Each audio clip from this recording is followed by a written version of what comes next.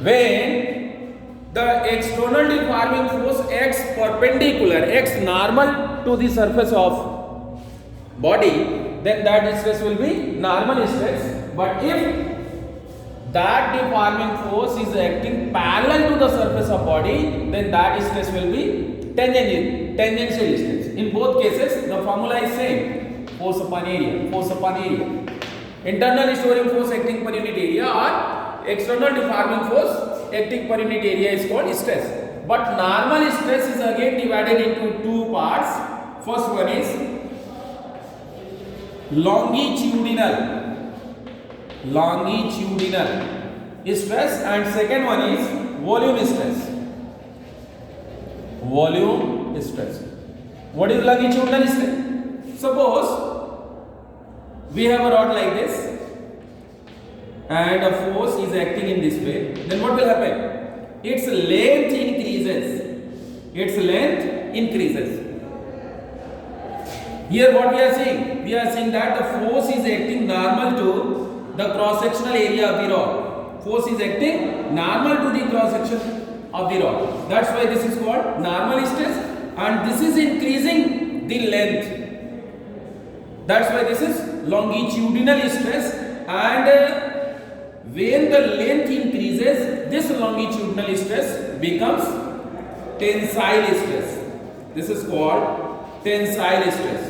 But when the length decreases, what will happen in this case? Here we are applying a force like this.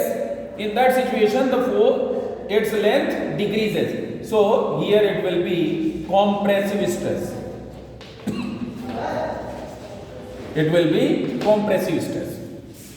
Now come to volume stress. What will happen to volume stress? I am supposing a balloon whose initial volume is capital V and it is kept within a liquid. Now what will happen? Normal deforming force acts at all the points of the surface of balloon so that its volume decreases.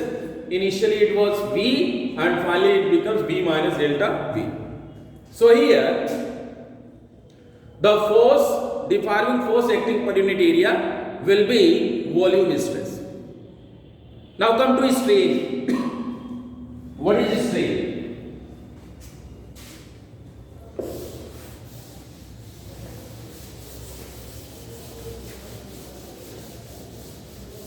The ratio of change in configuration to the original configuration is called strain, or the change per unit size is called strain. Strain means change in configuration, change in size upon original size. You may see what I am saying. We have a rod like this and a force is applied over this rod in this way. Now what will happen? Its length increases. I am supposing its original length was small l, and here it is increasing by delta l. Then longitudinal strain will be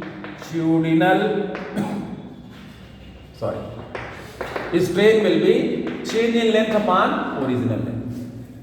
Similarly, what about volume strain? Change in volume upon original volume, that will be change in volume upon original volume, that will be volume strain. Strain have no unit because this is length, change in length, and this is also length. So ratio of similar physical quantities will have no unit. Now we are moving towards elastic limit. What is elastic limit? What is elastic limit? The maximum value of deforming force up to which the body retains the property of elasticity, that is called elastic limit. The maximum value of deforming force per unit area. The maximum value of deforming force per unit area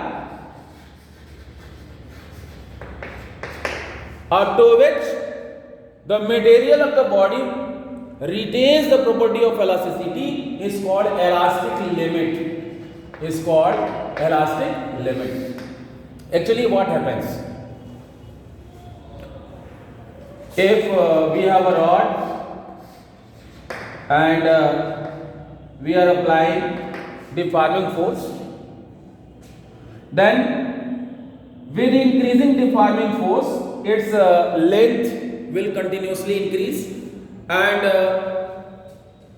after some definite deforming force, if the deforming force is increased, then the body do not regain its original configuration. Means after that deforming force, the body starts losing the property of elasticity. Means that point is the elastic limit.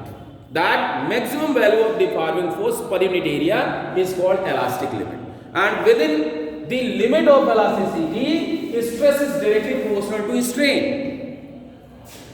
Within the limit of elasticity, stress is directly proportional to strain. What it means? Stress is equal to some constant multiplied by strain. Actually, this is Hooke's law. Hooke's law. And what is this constant? This E is equal to stress upon strain. Actually, this is modulus of elasticity. Modulus of elasticity. It may be Young's modulus, it may be bulk modulus, it may be modulus of rigidity. So, what is Hooke's law? Within limit of elasticity or for very small strain, stress is directly proportional to strain. Means the ratio of stress to that of strain within the limit of elasticity is a constant, and that constant is called modulus of elasticity. It may be Young's modulus, bulk modulus, or modulus of rigidity. Thanks.